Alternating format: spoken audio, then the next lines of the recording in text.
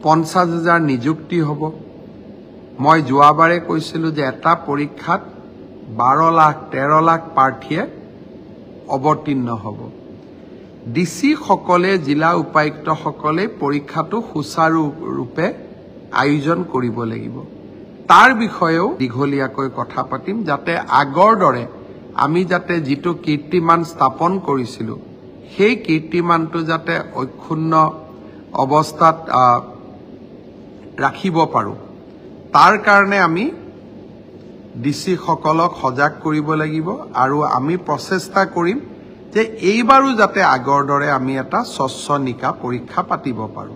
যোৱা কিছুদিনত মই ঘোষণা কৰা আঁচনিবিলাক ৰূপায়ণ কৰিব পাৰো, সফলভাৱে ৰূপায়ণ কৰিব পাৰো।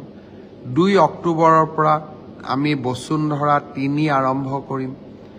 বাল্য বিবাহৰ বিৰুদ্ধে এটা ডাঙৰ অভিযান আৰম্ভ হ'ব নৱেম্বৰ ডিচেম্বৰত।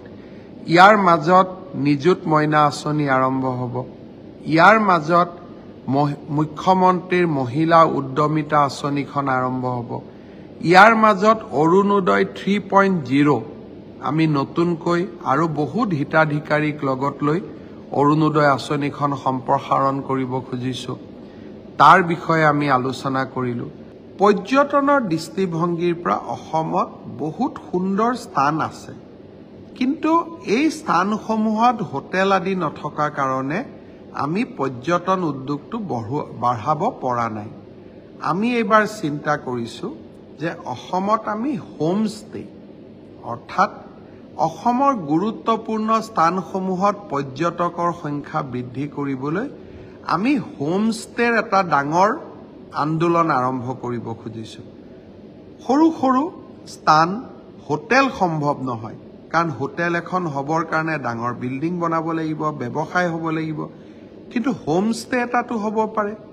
5টা 6টা 10টা হোম ষ্টে হ'লেও বহুত পৰ্যটকক আমি আনিব পাৰিম। আমি তেওঁলোকক বাহিৰত আমি বিজ্ঞাপন দিম, জাগাখনৰ বিষয়ে জনাম বা ধৰ্মীয় অনুষ্ঠানটোৰ বিষয়ে জনাম।